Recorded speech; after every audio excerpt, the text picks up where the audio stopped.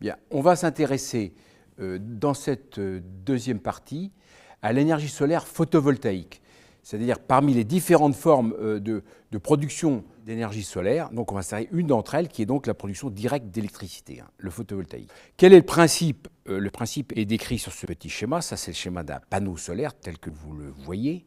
Alors d'abord, donc le flux solaire, les photons qui sont en jaune ici, vont en fait dans ce matériau qui, comme on le verra, est un semi-conducteur, va être absorbé, et l'absorption de ce photon solaire va créer ce qu'on appelle une paire électron-trou, donc va rendre des électrons mobiles. Il va donc rester des charges positives qui sont donc ce qu'on appelle des trous.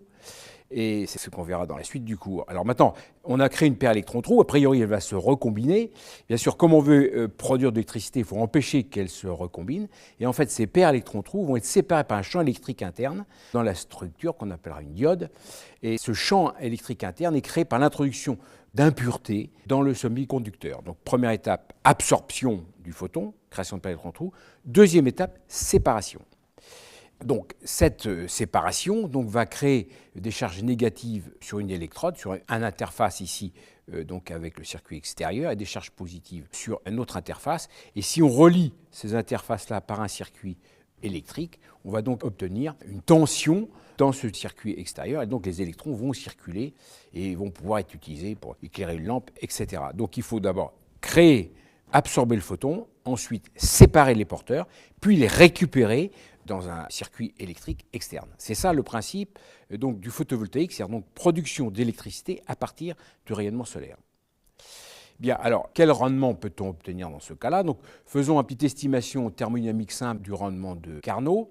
Donc, le Soleil est un corps noir, que c'est de couleur jaune, à 6000 degrés K. Ça, c'est lié au fait qu'il y a énormément d'excitation dans le Soleil. Donc, c'est un corps noir, loi de Planck, à 6000 degrés K. Et puis, vous chauffez, donc thermodynamiquement, on va vous chauffer une photopile ou une plaque à 300 degrés K, disons. Donc, la limite du rayonnement de Carnot, bien sûr, c'est qu'on ne peut pas réchauffer la source chaude, quoi. Donc, ça fait 95% de rendement. Donc, c'est un rendement extrêmement élevé. Tout ça pourquoi?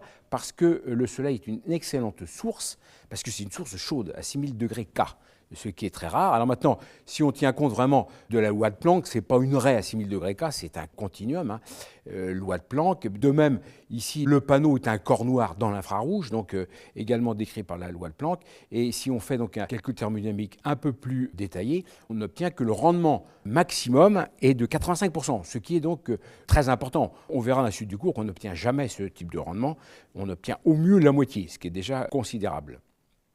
Alors, quelles sont les différentes applications du photovoltaïque? D'abord, en fonction de la puissance, on peut des applications domestiques connectées au réseau. C'est les panneaux solaires sur les toits des maisons, vous avez vu. Donc ça, c'est typiquement de l'ordre de 10-20 kW. Maintenant, on peut faire des choses plus importantes, c'est-à-dire une école, un hôpital, un parking, et on obtient ici donc des puissances plus importantes, qui vont jusqu'au mégawatt. Et puis, on peut faire vraiment des centrales solaires, ce qu'on appelle des fermes solaires souvent, c'est-à-dire qu'on met ici des kilomètres carrés, si vous voulez, de photopiles solaires exposées au soleil. Et ici, on peut donc avoir des puissances de l'ordre de quelques mégawatts jusqu'à 30 mégawatts pour fixer les idées. Bien sûr, plus le coût va diminuer de la gauche vers la droite. Ça correspond au coût le plus cher et ça au coût le moins cher, évidemment, dans lequel on a fait une centrale solaire. Donc ça, c'était pour les applications donc, connectées au réseau. Maintenant, on peut faire des applications non connectées au réseau, des applications autonomes, donc elles peuvent être industrielles, ici vous voulez un relais de télécommunication, etc. Ou alors des usages domestiques variables, ici c'est par exemple un toit photovoltaïque sur une voiture qui est fait pour faire marcher un ventilateur, des choses comme ça. Donc là, il y a des applications donc, connectées au réseau ou non connectées au réseau. Alors maintenant, c'est quoi un module solaire? Un module solaire, c'est un générateur continu qui dépend de la lumière. Alors, vous voyez ici les courbes I de V typiques. Pour un spectre AM1,5, on y reviendra. Disons que c'est le soleil à midi. Le soleil dans de bonnes conditions, disons, c'est 1 kW par mètre carré.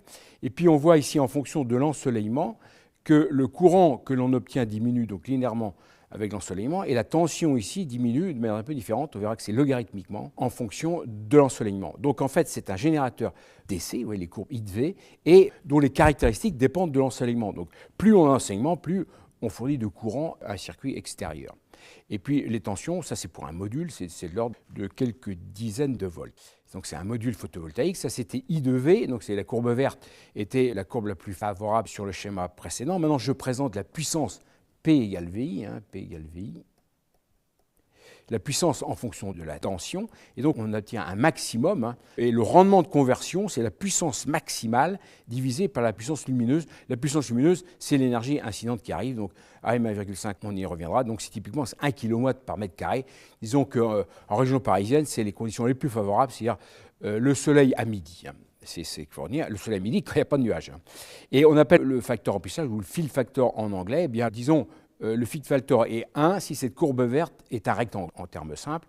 Donc c'est IMVM divisé par IO, ça c'est le circuit de court-circuit, et ici la tension de circuit ouvert, donc ISC multiplié par VOC, ça c'est le dénominateur. Ça vous dit comment cette courbe-là est proche d'un rectangle, c'est-à-dire c'est très lié aux pentes qu'on a ici. Donc moins la pente est verticale, plus le rendement sera mauvais. C'est ça qu'il faut retenir, mais on y reviendra. Alors, quelles sont les technologies? Donc, la technologie dominante, archi-dominante, plus de 80% du marché, c'est la technologie en silicium cristallin. Donc, c'est un module, voilà un module silicium cristallin qui est composé de cellules. Donc ça, c'est une cellule, et puis le module, c'est un ensemble de ces cellules. Alors pourquoi ça? Donc un module, c'est un assemblage de cellules solaires, ce que l'on voit ici. Donc 1, 2, 3, 4, 5, 6. Il y en a ici une soixantaine. En général, souvent, c'est 72. 12 par 6. La dimension typique, c'est 15 par 15 cm. Et pourquoi il y a des coins là? Tout simplement, je reviendrai, parce que le matériau de base de silicium, c'est un cylindre. Donc quand on coupe un cercle, il y a des effets de bord, quoi. Il y a des bords qui sont perdus. Donc c'est 15 par 15 cm parce qu'on part d'un cylindre de 20 cm de diamètre. C'est aussi bête que ça. Donc chaque cellule donne une tension maximum, tension de circuit ouvert de 0,6 volts. Donc vous voyez qu'il faut les monter en série. Donc par exemple, si on a 36 cellules, on obtiendra 20 volts, qui est suffisant pour recharger une batterie de 12 volts. Voilà l'idée. Par contre, pour un onduleur, il faudra plus de 36 cellules, c'est typiquement 72. L'onduleur, ça permet de transformer le courant continu en courant alternatif. Alors ici, voilà, je donne ici un document commercial, SunPower. Alors SunPower, en fait, c'est une filiale de Total, le groupe pétrolier français. Alors SunPower fait partie de Total. Et SunPower, c'est la société au monde qui fabrique ici les panneaux, donc les panneaux qui ont généralement 72 cellules, hein, ce qu'on voit ici. Et il obtient sur le module un rendement plus grand que 21%. Ça, c'est les derniers chiffres. Ça, c'est le record absolu. Donc, c'est ce qu'il y a de mieux au monde. C'est des panneaux maintenant avec 21,5% d'efficacité. Il y a quelques années, c'était que 17%, hein, pour donner un chiffre. Donc, ça, c'est ce qu'il y a de mieux. En technologie, silicium cristallin. C'est le record mondial. Alors maintenant, vous utilisez souvent dans un système, c'est-à-dire que ces panneaux solaires ici donc, sont reliés au réseau électrique. Comme vous le savez, le réseau électrique, c'est du courant alternatif. Donc, il faut transformer le courant continu en alternatif. C'est ce qu'on appelle donc un onduleur. Ça, c'est un onduleur. C'est un composant de génie électrique qui a la propriété de transformer le courant continu en courant alternatif. Donc, c'est ça qu'il faut. Hein. Vous ne pouvez pas le directement brancher au réseau parce que c'est du courant continu. Donc, il faut un système. En revanche, quand vous utilisez des utilisations autonomes, vous voyez ici, par exemple, ça c'est la défense, est-ce que vous comprenez tout à fait de quoi il s'agit, hein, en Afrique, etc. Donc la tente n'est pas reliée au réseau, donc c'est un système autonome, donc il n'y a pas besoin d'onduleurs, c'est applications militaires, mais il n'y a pas que des applications militaires, ici des applications rurales, dans des zones isolées dans lesquelles il n'y a pas de réseau électrique. Hein. Donc à ce moment-là, il n'y a pas de nécessité d'onduleurs. Donc on vient de décrire le principe de l'énergie solaire photovoltaïque. Par la suite, on s'intéressera aux différentes filières photovoltaïques. Je vous remercie.